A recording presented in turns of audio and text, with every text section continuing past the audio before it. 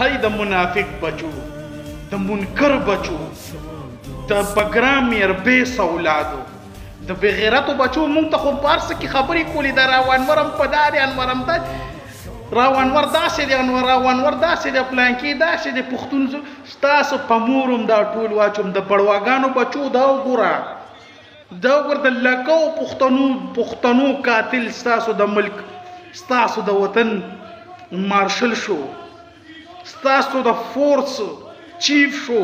د بړواګانو بچو د خپل ملک هم را سنبال کې بیا مونږ ته خبرې کوي.